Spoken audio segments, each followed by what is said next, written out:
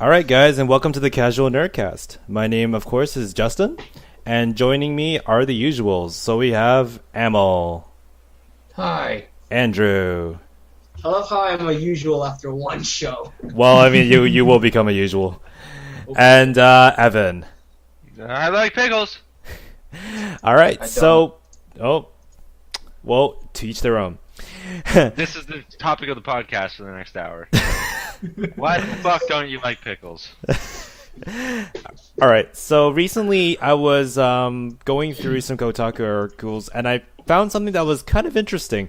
Didn't realize it was actually something that was potentially happening, but basically, GameStop has pre-order plans, and those plans are closely associated with game developers.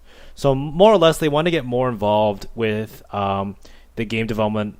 So basically, more or less, that means GameStop is kind of implying that they would want some kind of exclusive content when certain consumers pre-order at, say, GameStop. Or so basically, how do you guys think this is gonna all pan out? I don't think it's gonna be pretty. Well, haven't they been doing this for a while though?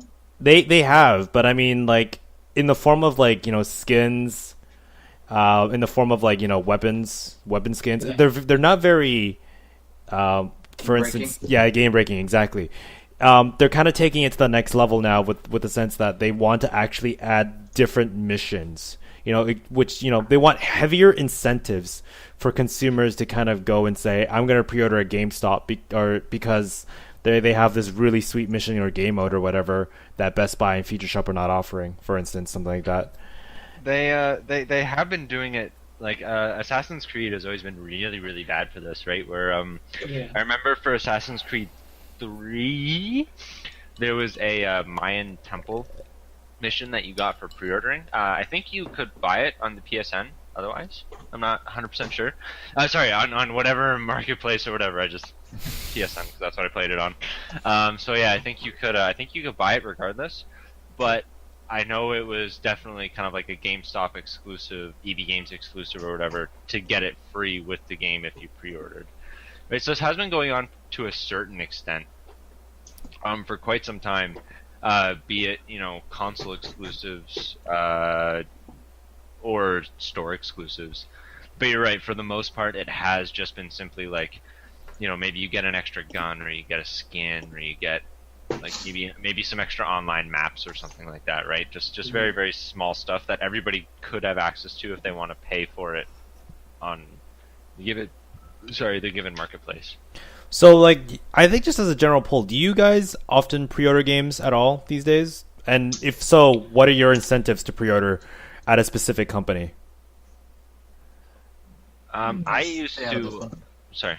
I was saying I'm going to stay out of this one because I haven't pre-ordered in a while, so you go ahead. I used to a lot. I did it more so just so when I started out in high school and grade school and stuff, I pre-ordered all the time, just more so to have a schedule of some sort, right? So that I would get a call 2 days before the game came out, so that I know when it's coming out. Right, so it's more of a just kind of like, okay, I'll pay the money now, and then I can forget about it, and then just randomly come in on a Tuesday and pick it up. Right, more so for the convenience factor. And recently, I have been betraying DB, and I've been pre-ordering from Best Buy a lot because they offer the shipping. Right, so I can order it online, pay for it now, and then just one day it randomly shows up to my front door and it's like, hey, cool, the new Infamous came out. I wasn't thinking about it, but hey, I have a game to play tonight, right? Which was that's all the incentive that I care about, because in the end, most of the time that there's these little exclusives or whatever, they end up really sucking. Right, like it's 5 minutes of content or something that I'm never going to touch ever, right? Yep. All right, what about you, Andrew? How often do you pre-order, and what are your incentives for a specific company?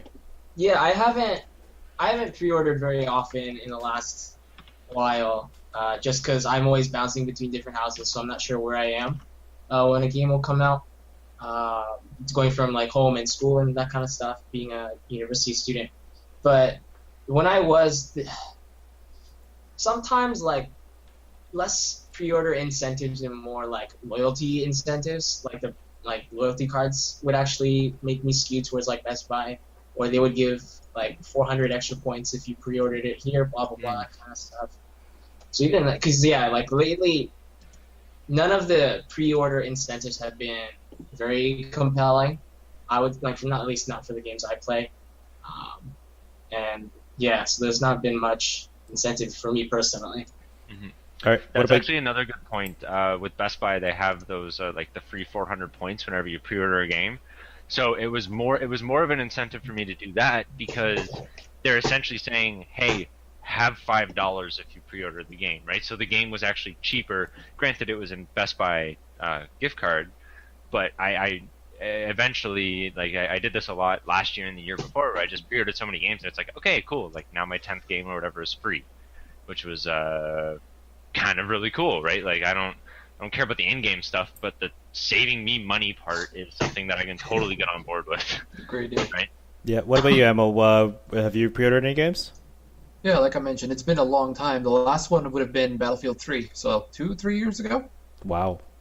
Yeah, that's why I meant like I don't really have a starting point because that was it. Since then, it's been a couple were right after release date, but the rest have been usually sales or when someone tells me to pick it up because I've had such a big backlog and I haven't had the time to actively sink into it, which is why I figured. But and plus the funny thing is, even Battlefield 3 was after a lot of pushing by one of my housemates. He was like, "This is good. You need to do this. We need to do this," and I did. It was a good thing at the time. Had I done it with Battlefield 4, though, I would have been sorely disappointed, I think. Yeah. As many people were. So that's why I just... The game wasn't that bad. I really liked it. When you Fair got it to work. when it worked, it was great. I played the beta. I played a bit at a friend's house. It was great. But I think Activision and EA just kind of bummed me off of pre-ordering for a bit. Indie titles, if I had any in mind, I most definitely would have, but just kind of skipped my mind. So I don't believe I have in the last little while. I have still bought games full price shortly after being released, though. But I don't think that qualifies in the same thing because that doesn't get bonuses and all that stuff either. So there's that. Yeah. I think one of the biggest incentives of pre-order just in general is to guarantee yourself a copy of the game on day one. And with the big movement of stuff like Steam coming out, where now, there's theoretically unlimited copies of a game that are available. I mean, it's not actually limited, but there are more than enough. Yeah. Basically I just log on to Steam every day and it's like, oh cool, this game came out. I guess I'll buy it now. Right? Yep. Like It's more That's so the other that thing. it's more so they have like a key reserved for you rather than like it is in theory unlimited, but they still but need to they're- generate like a unique key for you to enter into Steam or whatever it is. I remember Right. they ran out of keys for one game. It was I Yes. forget what game it was though. I was ordering from I think it was Gamersgate or whatever, some website that I was I basically bought Battlefield 4 premium for half the price like 2 months ago, and I waited like 5 days after I bought the game before I could even get keys because like they were actually out of keys. But actually, back to the pre-ordering thing. I'm pretty bad with pre-ordering. I basically E3 is where I decide what game will enter my house. And what I mean by that is, you probably see me posting this around all the time, but generally Best Buy has the E3 discount. So if you get like the buy two get one, it's like $18 or $20 off or whatever. So usually I have like 8 to 10 games all pre-ordered per year already, just waiting for me. And like Evan said, it's just really convenient because A, it's you're guaranteed a copy, and B, you might forget about it or you're stressing about getting it on launch, and then it gets shipped to you just like that. And I think the incentive for me to only pre-order during E3 is literally because Future Shop and Best Buy, and now Amazon's doing it too. Yep. You literally get like if you pre-order 2 games, you get 1 free, and or something along those lines. It's like the savings are ridiculous. And actually, a really funny thing happened to me today. I basically back during E3, you guys all know that Ubisoft released Siege, Rainbow Six Siege, and before they announced it, I actually pre-ordered Patriots because I was just like, oh, Patriots for 50. Patriots for $50. Oh, this looks like a pretty good deal. Like I would have expected it at 60. Whatever, I'll pre-order it anyways. So what ended up happening was Siege came out, and then I emailed Best Buy support, and I'm just like, okay, so I pre-ordered Patriots, and then Ubisoft announced Siege. So what happens now? They told me like, yeah, just hold up, we'll get back to you on that. And what ended up happening was I just checked my pre-order because they sent me an email saying something updated on my pre-order. So I checked it, and it turns out my Patriots actually got transferred to Siege. So now I'm paying $50 instead of the $70 that was listed on Best Buy. To make things even crazier, that includes the E3 discount. So now I'm paying $35 for Siege rather than $70 for Siege, which is pretty ridiculous. Nice. So I basically have this problem about never paying full price for a game. I don't think I've done so in a while, and I'm kind of guilty. I feel guilty about it from time to time, but I'm... One thing I think we should also just mention is that we're all from Canada, so all these deals we're talking about, whatever, Canada. So if it doesn't happen where you are, well, move to Canada. I think the Best Buy one happens at the States as well. I'm not sure. I think it's slightly different. It's similar but slightly different, I think. Like Future Shop for one doesn't even exist outside of Canada, so there's that. Fair enough. So like, I think it's interesting that all of us talked about pre-orders, but none of us really talked about the actual content. Mm-hmm. It was all like convenience or money. So, yeah, because I mean, with regards to like Best Buy and Future Shop, the only incentive is purely financial. Well, I guess the overall question then is, would you guys pre-order something if it was like, all right, if you pre-order this from GameStop, you get access to the DLC. Like, I know that's worst case scenario, but so if you pre-order it, you get access to DLC. If you buy it, you don't. Two things in regards to that. One, what I believe you guys are mentioning are physical copies, but like assuming we're talking about next gen or current gen consoles for that matter. My pre-ordering has been for PC only, and it's been digital. So I don't mean to derail this, but like in that regard, I wouldn't, because for one, I wouldn't be getting any of those pre-order bonuses because it's just a Steam thing. It's not going to be GameStop or whatever exclusive. And two, no, it still can be. A lot of PC games that come on Steam still have GameStop exclusive stuff. So if you buy the physical copy instead of the digital one and activate it on Steam, oh, okay, I did not know that. Yeah, then so for example, like Darksiders 2, there was like a weapon and like some random DLC that you got for free. You're right. Yeah, fair point. Right, but that was only if, and also granted, like I worked at EB Games when that game came out, and we got 2 copies of the PC version and like 40 copies of the other ones, so it was really hard to get that DLC. Understandable, yeah. And well, the other thing is, PC and I guess eventually consoles for some games, not all, eventually end up getting all the DLC anyway. Usually, the pre-order one is a way to get more money from publishers out of people. So it's like, oh look, this is the incentive if you pre-order. But then a year down the road, we're going to release all of this anyway for free to everyone. I think that this is kind of a move against that, where it's going to be if you buy it or pre-order it new from a specific store or for a specific console. Yeah. Then that's the only way you can get it, right? So like, if you don't buy it from EB Games, you will not get access to this content. But I'm talking about that those things are being included. Like, one thing that comes to mind is Super Street Fighter 4. Either that or it might have been Darksiders. But the version on Steam right now either comes with all those DLCs with the complete version, or you can buy them anyway, is what I mean. Well, what I'm saying, so the hypothetical thing that I mentioned, right, was what would it compel you, I guess, to pre-order it? Right. If you would never have access to that. Oh, if you would never have it. Okay. Right? Because I think that that's where this issue is moving towards, right? As much as it might not ever happen, I think that's where it's. I think that's the future of this, right? Okay, I understand. Like worst case scenario. In that case, my answer would still be a no. I don't think it's worth that extra bit. Yeah, it's tricky because, if you say, for instance, you did like say if you had like an Assassin's Creed game or something, and it's like a really interesting story, and then it's like one of the major characters disappears for a while, and then he comes back and he's like super deezed and like decked out in all this tech, and then they don't explain how he got there, and then all of a sudden they're like, here's the DLC that explains that, and it's just like, what? It's like a part of me. It's like the incentive to 100% is always there for you, because you always want to know, completely there, and you kind of find out what's happening. So it's part of me would feel like, I feel like the game is incomplete, and Right. for me to make Yeah. it complete, you would have to pre-order from that specific distributor. But at the same time, there's always YouTube, right? Well, It's do you?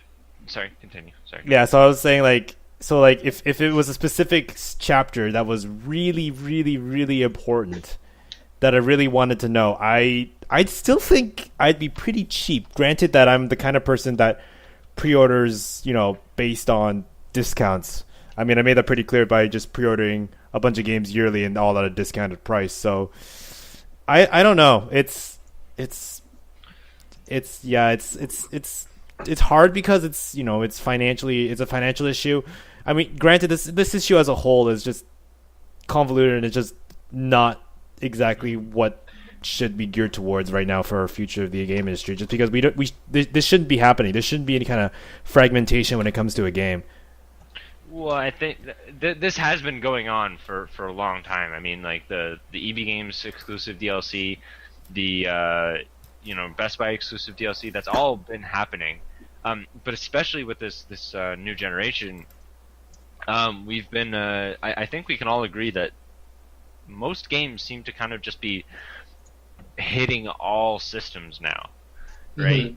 So now there's very little exclusives. I mean, Sony's always going to have their exclusives that it's their companies that they develop games for Right. their system and stuff like that. And same with Microsoft.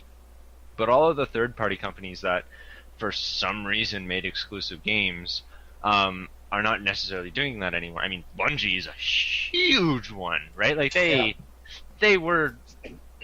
just basically took it in the ass for Microsoft all the time, and now they're opening up to everybody else, right? And I think that there is a certain degree of, if you have your game opened up to all of these consoles, well, what becomes the incentive to get an Xbox One over a PS4, right? Yeah. I'm not necessarily saying that this stuff is good, but I'm just kind of saying, like, well, I as a business person sitting at some meeting somewhere going like, well, okay, we need to sell more Xbox Ones.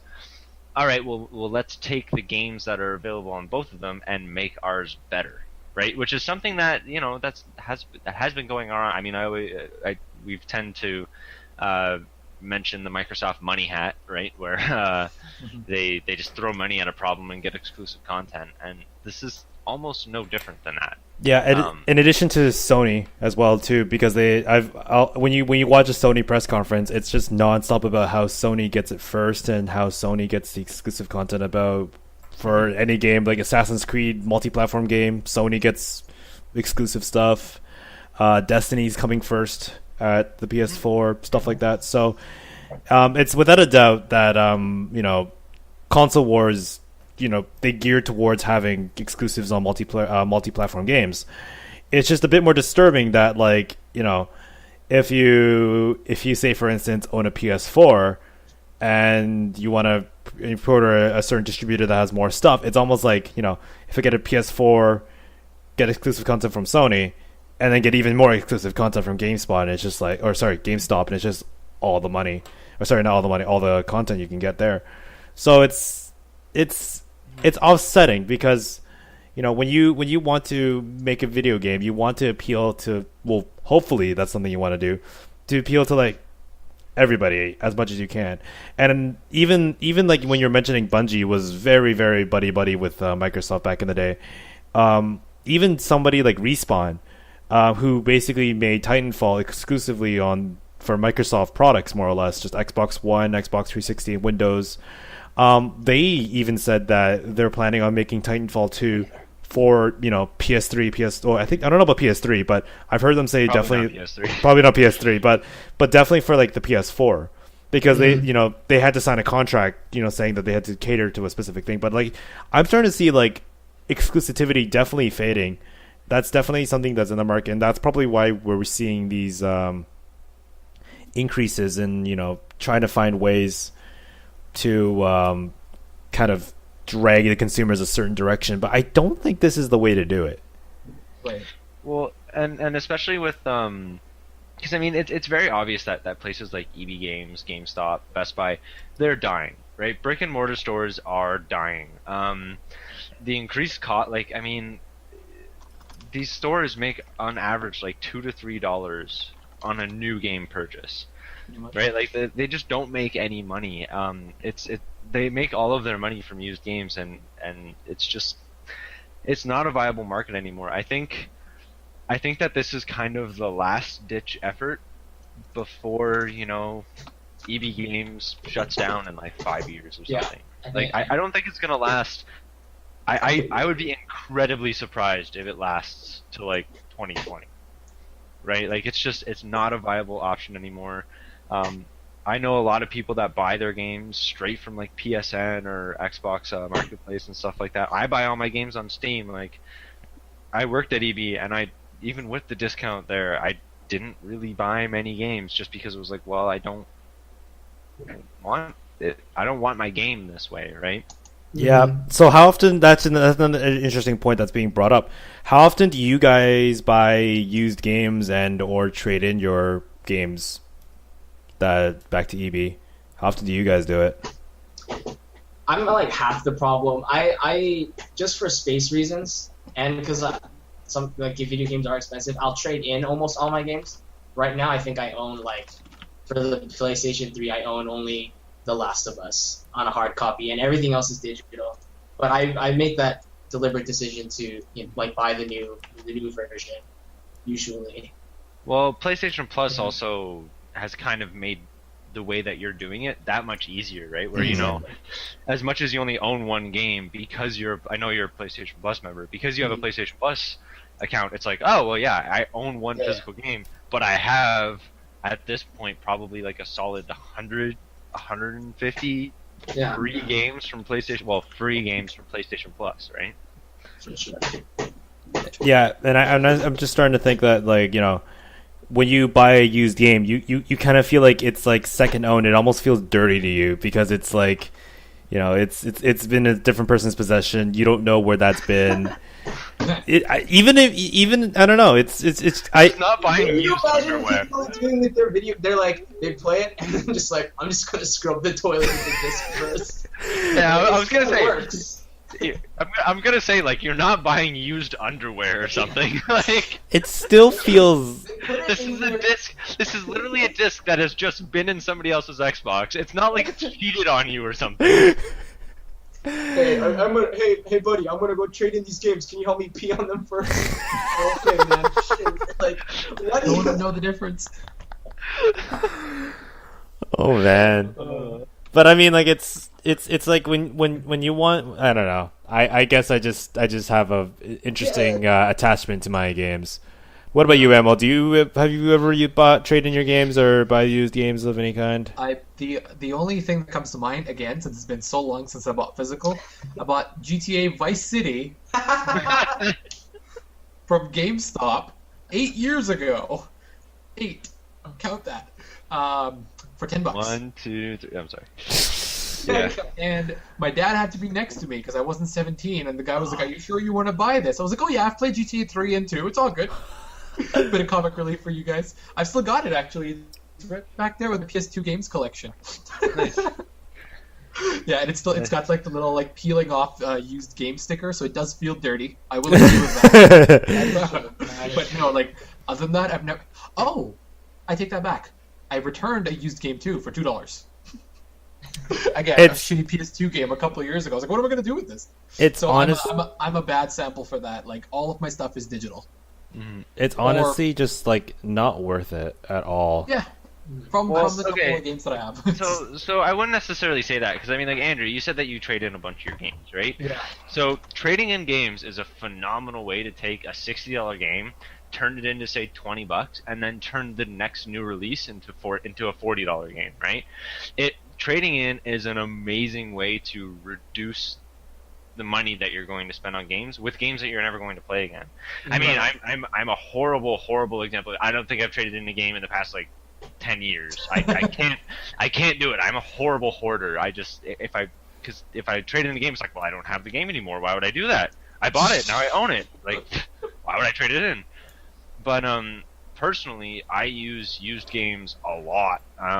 Especially, I have a feeling that I'm just gonna, within the next couple of months, I'm probably gonna go into the nearest EB or whatever and drop a couple $100 on used games for the old systems, because now I can get all of those, subpar games that used to be $60 for like $10 used, and I can probably find a couple hidden gems for $10, right? Like, it's a fantastic way of getting cheap experiences. I mean, granted, yes, you're not giving money to the companies, and that sucks. I don't like that fact.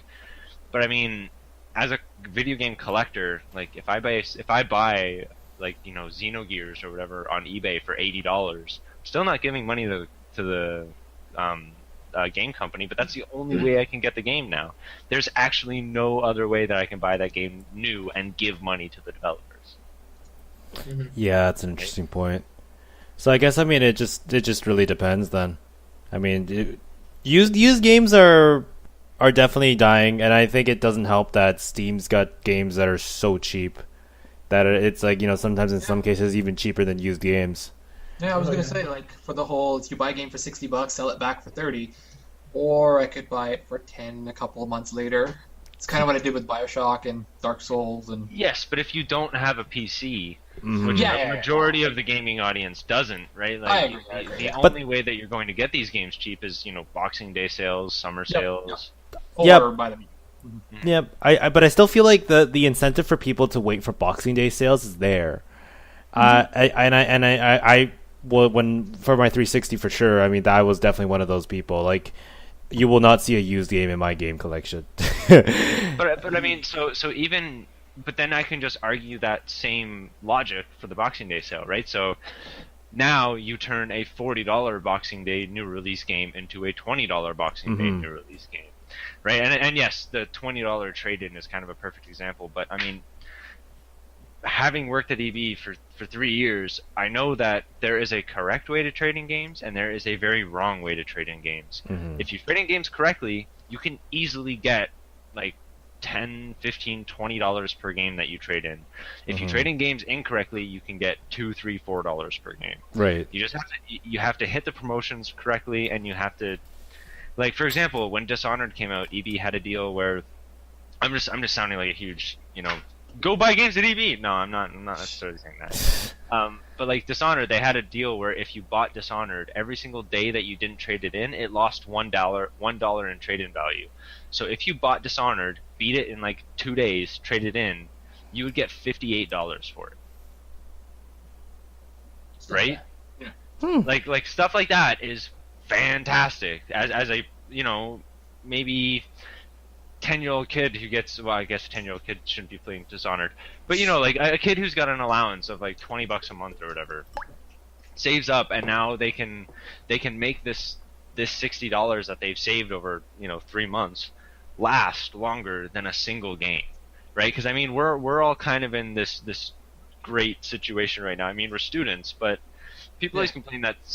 students always complain that they're super poor, but I mean, we're not really that poor yet. We don't have bills, like we're all in debt, but we have expendable cash on us for the most part, via OSAP and via all this other crap.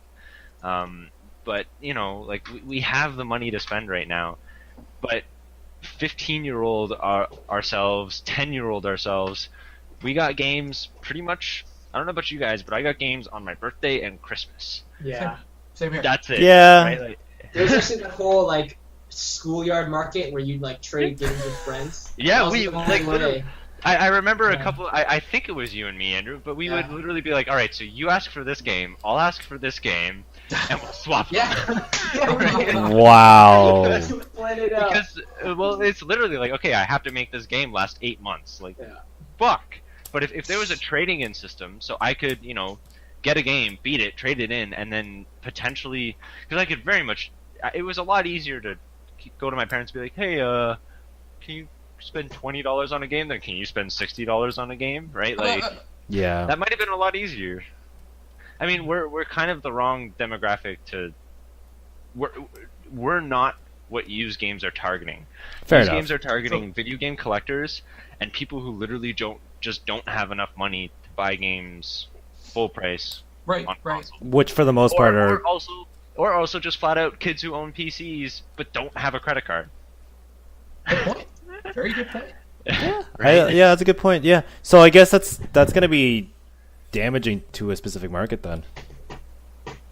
Like it's gonna be pretty detrimental because I mean at this point if this trend continues, used games are more or less gonna be I guess still like the major retailers will do it. Like I know Best Buy and Feature Shop are doing it now. I mean GameSpot and EB Game I keep saying GameStop and EB Games are the first to definitely mention to say like, oh yeah, we definitely do used games. But I mean, like, I still think it might be a market that still is roughly there. But I mean, if say for instance, Xbox Live or PSN once their prices get as competitive as used games, Then everybody's then everybody wins. But at the same time, yeah. when is that going to happen? Because I mean, I know a lot of the cost goes into like distribution and shipping and stuff. I don't know how much that weighs in with the cost.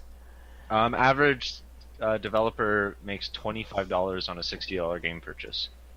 Wow. The rest goes to everything else, as you said. Okay. Yeah, so shipping, manufacturing, even just like EB Games gets $3 from that, right? That makes sense.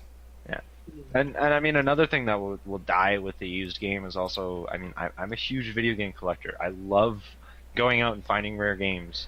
If everything moves to digital, that kind of dies, right? Because nothing's rare. It's just like, oh yeah, I want to get Persona 4. I'll just go buy Persona 4 on the PSN. Well, before it was like, oh man, I gotta like go to like all these stores, and there's like that thing on eBay where it's like, oh, it's $100 on eBay, but if I find it at eBay, it'll be like $20. Right? Yeah, and I also like just the fact that like it's just really pretty steel covers.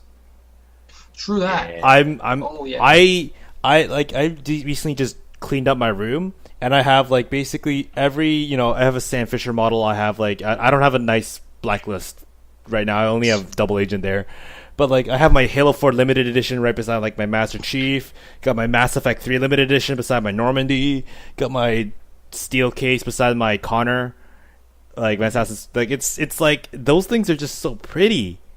It's gonna be a shame to see those go, for sure. Yeah. Yeah. Or at least become more difficult. Have you guys seen like the Destiny one that was recently released? No. Yeah, it looks really pretty. Yeah. Oh man. Yeah, I think yeah. So yeah, actually, speaking about Destiny, have any of you guys played the alpha or beta yet? No, sir. I am jealous. Great. All I know about the Destiny. Internet high five. Internet high five. Yeah, even got Internet jealousy. So yeah, I mean, the only thing I really know about Destiny is the Peter Dinklage not as good performance voice acting. So Yeah, for me, it was just that they didn't give him a lot to work with. He was just like narrating mission goals. But yeah, like the alpha was fun. Despite it being an alpha build, I thought it was a lot of fun. Yeah, I personally hate playing alphas, betas. I've mentioned this in previous things. So I tried my absolute best to just kind of like jump in for like an hour and a half, and then jump out. So I just kind of got like a little bit of a taste of what was going on, right? And I'm really excited. I think. I don't know. Is there anything you guys want to know about Destiny at all? is the fact that it's a Borderlands Halo an understatement to the game? Well, I'm one of the few people that think Borderlands is a trash game. That's a little harsh. I just didn't. I got retired of it really quick. But it does feel just mechanically it feels more Halo-y like the kind of the way you move, the way the guns feel. Damn it. Feels more like Halo. Destiny on I PC, think- please. I think that's one of the best things about this game is one thing that drove me insane about Borderlands, absolutely drove me insane about Borderlands is how the guns that you got were specific. Like it's like, oh yeah, you got this gun, you can't change anything about it, you can't level it up, you can't upgrade it in any way. Which is so backwards, and especially in today's shooters, where all shooters are now like, oh, you get this gun, throw a silencer on it, throw a red dot scope, right? And Destiny seems to kind of get that, where they have this game is a full-fledged shooter. It really is. And the only thing that I can hit this game for really is the AI in it is really trash from what we've seen so far, which is really kind of bad considering its Halo roots, right? Because the Halo Right. AI was absolutely ingenious. But in this, the AI basically just kind of blindfoldingly runs at you or just does a little bit of dodging. It doesn't really do much. It didn't really hit me until a friend of mine mentioned it, just like, hey, like the AI was shit, and I kind of went, oh wow, yeah, it is. It really is that bad. I don't know whether or not that's a horrible thing or just kind of an annoyance, but that's really the only thing that I can knock the alpha for as of right now. But I mean, Alright. it is the fact that it's an alpha, that's kind of impressive. Yeah. Well, Through that, And the fact that they released an alpha to me is kind of like, I kind of like the Apple style of doing it, where they keep a game secret, they sort of announce it, and then 2 months later you can go buy it. Like, well, I remember like in 2008 or whatever, Shadow Complex, I think it was. It was like a 2.5D like Metroidvania game. And I remember it was announced at E3, and everybody's like, "Oh my God, this game looks really good. Like, it feels really polished too. When's it released?" And he's like, "Oh yeah, it'll be out on the marketplace in like 3 days." It was like, "What? Awesome!" That was an amazing way to launch a game. I loved it. I want everybody to do that. Wow. because like how many times have we gotten kind of like burned by the hype machine, where we're just waiting for Grand Theft Auto, not Grand Theft Auto, Gran Turismo 5 is a perfect example of a game that's just announced for like 6 years before it comes out, and then people, because it's not perfect, I think it's a lot better for people to just not be really aware, and just because how much time do you really need to market a video? Oh, AAA, maybe, yeah. And I mean, somebody in our chat here just mentioned Duke Nukem Forever, which is a great example of that. 13 That years game of had development. That game Well- had other issues though. It got thrown around to different developers and stuff. So, but I mean, one game for me that I feel very this kind of has to do with the hype train thing. And I mean, this is going to be really controversial, and I might get flamed the shit out of it over the internet. But uh-oh. I personally don't think that Half-Life 3 can live up to what people want it to be anymore. No, you're right. I don't think that game can possibly be as good as we want it to be. The only reason being is that because we left it to our imaginations, and now our imaginations are just like, everyone's saying, this and that, and it's just, I can see where you're coming from. I think it'll be a spectacular game, but It will. Yeah, it definitely will be. But definitely, a lot of people are going to be disappointed just because, wow, we waited so long for this. Even though, there's nothing Valve can do, or anyone on this human planet can design a game up to the expectation levels of the internet. Just because, Because now Half-Life 2 has reached the level of nostalgia in our minds. Pretty much. Half-Life 2 was released 10 years ago. I was gonna say 10 years. Yeah. Yeah, it's It so. was. seriously, So now this game has reached nostalgic levels of awesomeness, which is it's really impossible to beat nostalgia, right? Mhm. Like I don't think there's a game that I can think of that has ever beaten nostalgia. I mean, it's almost even risky to say Halo 3 to Halo 4, because I don't count Reach and ODST because it's not within the Master Chief timeline. But like when you saw Master Chief again in Halo 4, Halo 4 wasn't exactly like up to everyone's expectations. Granted, it still was a really decent game, But like, actually, it was really funny when they first announced Halo 4. I was just like, ugh, another one. Now they're just milking it. But like that. But then like when I started playing it, it was just like, it was interesting. And I mean that game also there was consistent Halo releases up until that point, right? So Halo was never. I mean, it is kind of a game that everybody's grown up with, but it's similar to Zelda in that regard. Yeah. Where games have come out so consistently that we're no longer comparing games to Ocarina of Time. We're no longer comparing games to, right? Like when a new Halo comes out, I'm not comparing it to Halo 1 anymore. I'm comparing it to Halo 4 or Halo 3, right? So you're not comparing it to the game that you remember as perfect, right? So how do you guys think about when games are being released, having that alpha or beta that's, that's there just to kind of try the game out before it comes out? So EA recently has been absolutely infamous for this. I've participated in every single EA beta that's ever existed since I want to say 2011. I was a part of like Medal of Honor. I was a part of Battlefield 3, Battlefield 4, Titanfall. I was in all those betas, so I have a pretty rough idea of like the beta scene, I guess you want to call it. So I try to get in as many betas and alphas as I can. What about you guys? How many betas or alphas have you guys participated in? Exact same ones as you, actually. And I guess some. I don't know if I participated in any other betas or alphas, but I mean, even early releases. I don't know if you count State of Decay as an early release. It kind of feels like one. Well, it says that it's an early release, isn't it? Like early access on Steam. Yeah, that's true. Anyways, what about you guys? Early releases, betas, alphas. What's your resume like?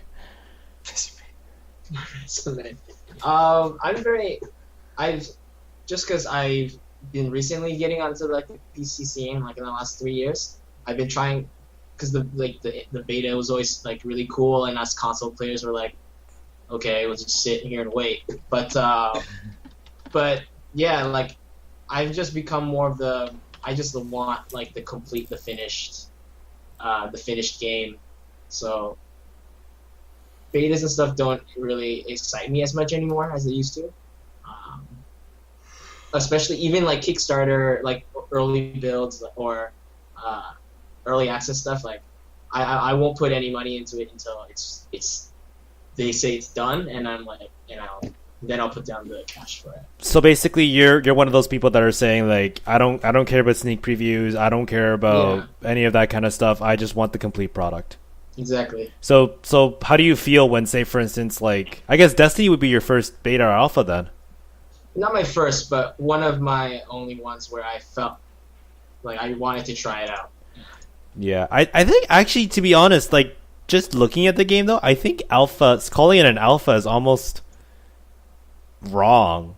Yeah. Just because it looks, at best it looks like a beta. If anything, it looks like a pre-beta because it's very closed invitation, and only now are the other consoles receiving the invitation for it. Yeah. What about you, Evan? How many have you participated in? A lot. I mean, I don't know. I've participated in quite a few of them. Most of them being MMOs and stuff like that, right? And I'm in very much the same boat as Andrew, where I'm just totally, completely done with all this early access stuff. I mean, you said that you wouldn't kickstart a game or something like that. I still would. I've still kickstarted a lot of games, but whenever they offer me like the early access alpha stuff, I'm like, no, like, here's my money. I want your game to be good. I'll still give you money. Just give me the finished product and I'll play it then. Because I mean, I don't know about you guys. Did anybody play Starbound here? Yes.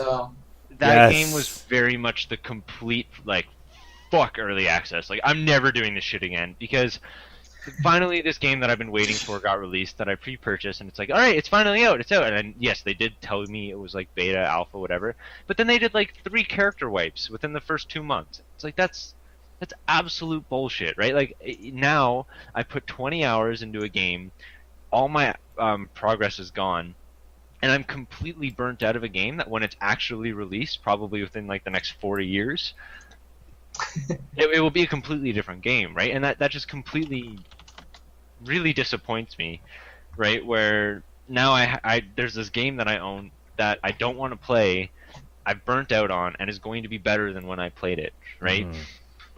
And that idea just has completely turned me off from this entire early access stuff. I don't want any part of it anymore. How do you feel about it, Amel? Oh, wait. I'd say I'm kind of the same way. What's up? Oh, you're kind of lagging a bit. Here,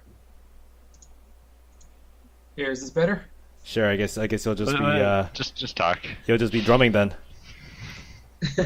I'll put it back on in a second. Is this better though? Yeah, I guess so. Yeah, you just keep muting yourself all of a sudden. We can't see you, so we don't know how the lag is. But anyways, just talk. Yeah. I'd say I'm the same boat as you guys, particularly with the recently released like Evolve Alpha Access. I looked at it. I was like, this looks great. I don't want to do it. I don't care. I just release the game. That's all I want. It'll probably be good, but it doesn't appeal to me anymore. So I'm just the same way as these guys. Particularly since with the Battlefield 4 beta was not a pleasant experience for me, which is the same reason I didn't pre-order it. It just completely sours your opinion of the game, so it might, right? And exactly. And you are playing an unfinished product, so exact same boat here. The game will be better. Period. Right? It just doesn't. Wow, he's lagging pretty hard over there. Oh man. Okay, well, I guess we'll just. I'm assuming just to kind of finish what he's saying. I guess he's just. I guess he's just done. Yeah, pretty much. I can kind of see where you guys are coming from. I mean, I've participated in most of the betas. My experience hasn't been as poor as what you guys have been experiencing. I mean, when I think the most addictive beta I've ever played was definitely the Titanfall beta, though it didn't actually feel like a beta. It actually felt like a demo. And well, that's the other thing I kind of wanted to point out as well, is that these alphas and betas that people are coming out with now. I mean, I still play MMO betas and alphas because I feel like those betas and those alphas actually help the game. Where, I mean, with Guild Wars 2, you were able to give feedback for the game, and throughout the different betas, I actually noticed some of the feedback that people were saying got addressed. Or, you know, they're stress testing servers and stuff like that. Like those are legitimate alphas and betas. But I feel like a lot of the ones that we're seeing now are literally just like demos. Oh, here's a demo for the week, right? Like let's get people interested about the game and then shut them off. It's just a marketing stunt. It's not actually what an alpha is, right? I honestly think like EA definitely utilizes this. I mean, we're almost seeing it a yearly basically they're releasing some kind of quote unquote beta or alpha of some shooter basically after E3 or roughly October, depending on when a game comes out. But I mean, like, I still get pretty excited for betas and alphas just to get an idea of how much I like the game. And I think the hardline beta was definitely a very eye-opening experience for me. Basically, when I first saw the game, I was like, "Wow, this looks pretty promising." But you know, I might be wrong. This could be a game that could be change my mind. I might want to pre-order it. So playing the beta actually kind of helped change my judgment of whether or not it's something I still wanted to pursue. Granted, the more extreme cases, I was also an early release user of Starbound. My first night, I actually I set up a server. On my Ubuntu server. I actually had my friends coming on, playing with us, and 20 hours into a game easily. 10 just over 2 days. We just played non-stop. It was like addictive, and then all of a sudden they were just like, "Oh yeah, we're having a character server wipe," and I'm just like, "Okay, sure, okay, cool, do it your way then." So there's always that sense of you are playing an unfinished product. And it just, it's disappointing, but at the same time, it could help the developer. Mm-hmm. I just feel like a lot of these times, a lot of these examples, it's not right. Like it's a marketing stunt instead of actual development helping. Or like and I was watching a video on this. I think Extra Credits did an episode on this recently, where they actually looked into the statistics of it, and doing an early access actually sometimes kills a game, right? Because now when it's a well-known fact that when your game comes out, popularity in the game spikes, and then it's slowly going to decline and then kind of level out at your hardcore players, right? Because everybody that doesn't really necessarily want to play is going to stop, right? So when a game has early access, you basically blow your load, right? And then you're going to have all the people jump in, and then everybody's going to stop playing, and then you're going to get your hardcore audience. And then when the game actually releases and comes out, you might get a little bit of another little hump, and then like you really do suffer in the long run, right? Most of the hype train's gone at that point.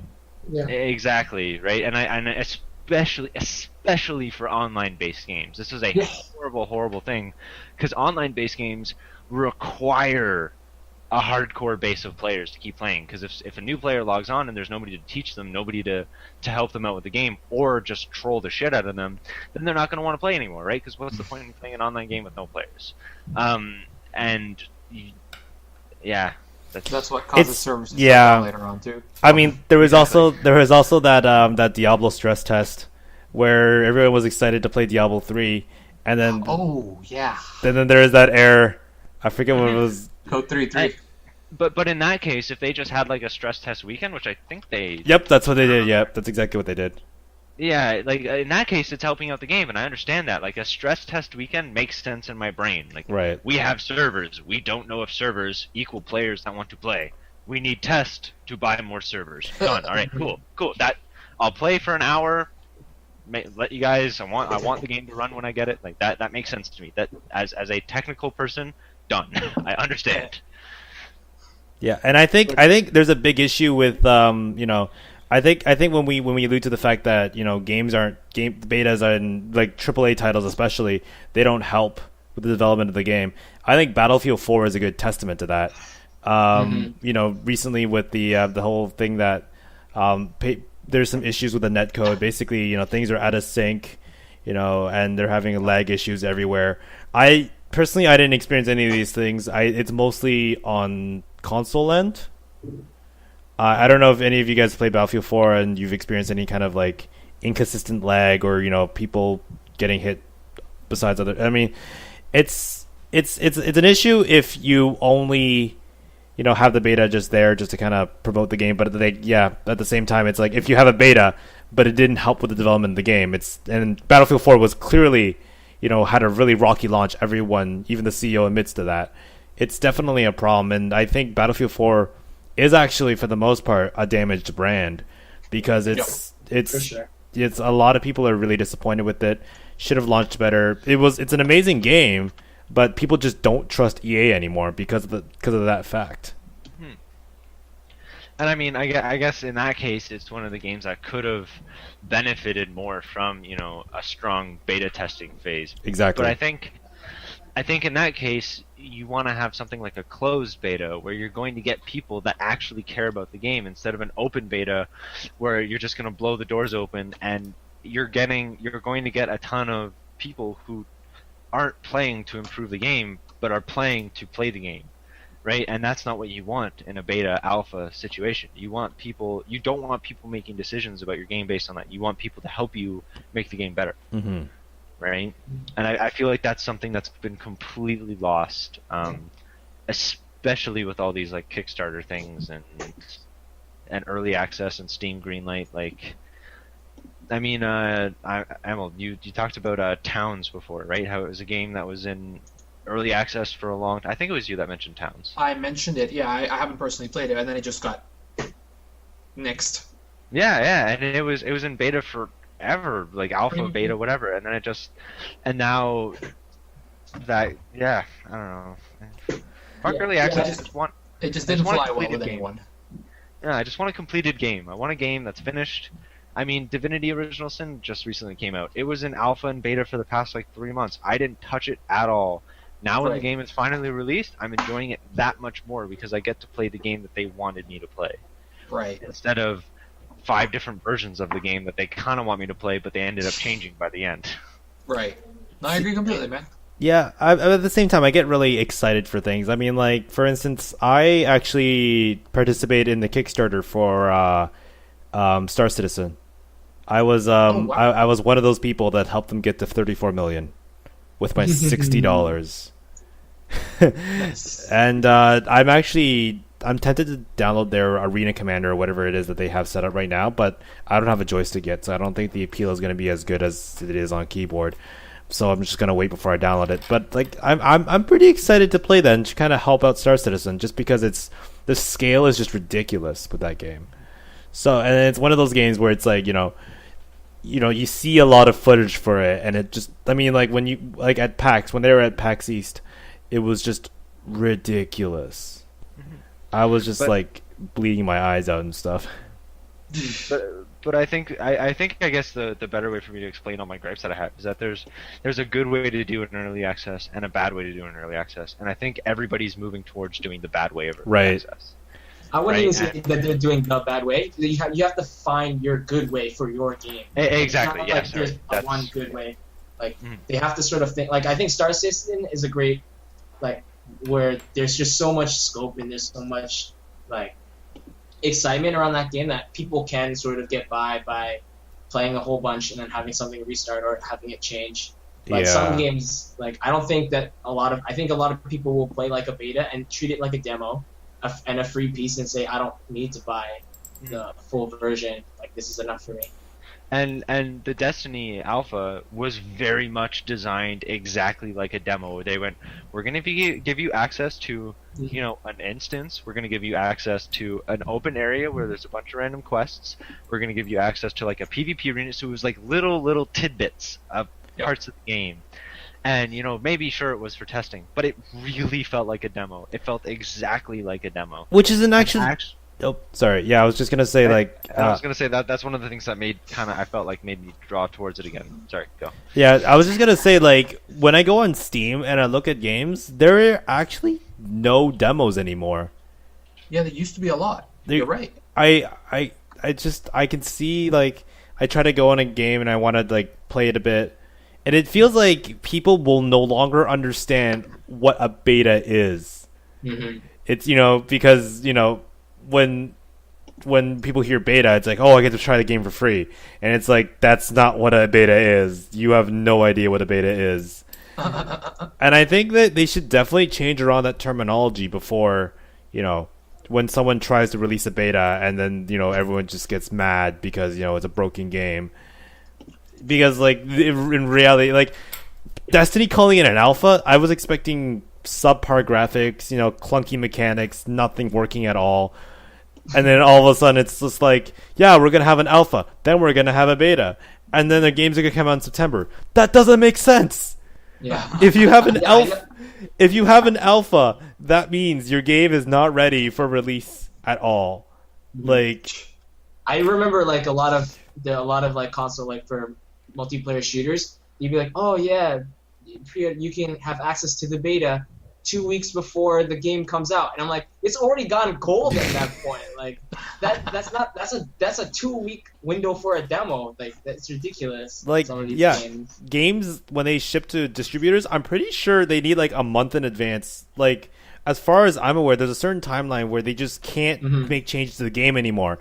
And then when the game has to be gold certified. yeah, exactly. So then, like, once they've gotten ready for it, they basically the only way they can fix the game, because like the game on its own for the most part is going to be broken, because they'll find errors with it, and then like that's why you get like when you first play a game, you get those like 2 gig patches or whatever. Yeah. That's why you get those 2 gig patches, or if a game doesn't have 2 gig patches, that's generally why you get day one DLC as well, because you have this entire development team that's just now sitting around going, whoop-de-doop-de, our game's done. So it's like, all right, guys, make a DLC that does this, and we'll sell it for $10 on the game's release, because they have, a month or two just to sit and go, well, what the fuck do we do, right? Yeah.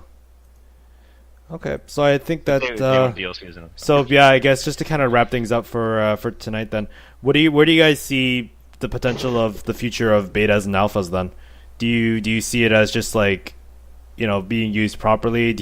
Terminology being changed? Where do you guys see the future of alphas and betas and these early access things? I see, at least in the near future, not much is going to change because the big giants, EA and Activision, are doing things exactly the way they have been for the last while, and it works for them because they get what they need. They get people technically stress testing their servers. Although we've noticed Battlefield's starting to go down the drain. Let's see what happens with the next couple iterations, right? Mm. Can't really speak on that since I didn't play Hardline myself. But I don't see. What's that? I was going to say Hardline played well for the most part. Yeah, because right. it played well because it made on Battlefield 4's mistakes, in my opinion. But I mean, like, they basically we're having issues with the netcode. Here, just commit this code and just just pull from a repository. Because they have a lot more time to work on it. But like, I see them hopefully improving on those mistakes the way you mentioned. Like the Battlefield 4 beta was atrocious, but as you say, the Battlefield Hardline beta was not bad at all. That's good to know. So in the near future, I see them improving on that, but it's hard to tell what will happen after that, since the big giants versus the indie guys have such different, I guess, mindsets. The indie guys are going early access, and the big guys are just here, alpha, beta, a bunch of time, day one DLC. Right? So, yeah. What do you guys think, Evan, Andrew? Yeah, I hope that... Because I think it does help for a lot of people to have a demo of some sort. I hope that they move away from like using betas as that. And I don't know, they say like sign up and you get to try 5 free matches in Battlefield before you have to play the game. Like just really small, like a demo. It is helpful to someone like me or to anyone who's strapped for cash and they don't know. They want to make sure that what they're purchasing is perfect. They're not perfect, but like good, and that they're getting their money's worth. So I think demos are great. I think demos do help, but they have to figure out how to do them better. I don't know. Absolutely. Yeah. Final thoughts, Evan? Yeah, I think so. I'm personally completely done, as I've stated like a billion times in this podcast alone. But I honestly don't see this stuff going away because, I mean, as much as I hate to say it, people like to feel exclusive. They like the exclusivity of, hey, you got to play the beta. Like, oh my god, like I was a beta tester, guys. I was a beta, like. So I think that there's that sense of it that, and having the exclusive demo means that they get to. I think a lot of it's also for stockholders and stuff, right? Because if you say like, oh yeah, we had 300,000 people like jump into our game on beta weekend or whatever, you're never going to get those numbers for a demo, right? Because only a small handful of people are going to try out the demo before buying it. You're going to get the people who don't. Well, I mean, because for example, with the demo, like you're only going to get the people that maybe can't afford the game, right? But generally the people who jump onto the beta, I'd say it's safe to assume that. I mean, like I was going to buy Destiny regardless of the beta or alpha, right? So I don't think this stuff's going away. I wish it would, but I don't think it will. I'm personally done with it, but I don't think a lot of people are. Yeah, it's definitely something I like. I like betas. I like alphas just because, like, it's fun playing the games before they come out. It's fun to try them out and stuff. But I mean, to a certain degree, I just wish the terminology was a bit more accurate to what they feel like. And I agree with what Evan's saying. It's just when you hear the word beta versus demo, it's like, beta feels more exclusive. And especially Hardline started off as like a closed beta for like the first 2 to 3 weeks, right? And I guess to a certain extent it is beta. It just doesn't. I expect it to be more broken. Like, sorry, go. Yeah, and actually one of the things that they did find out from the Battlefield Hardline beta I actually read recently was there is an item that basically when you died, you can use it and you just come right back alive. And that was like it was called like Survivalist, and it was like a needle or whatever. And Visceral was like, "Yep, we during the beta we found out it was ridiculously OP, and we're going to nerf it." So I mean, at least that came out of the beta.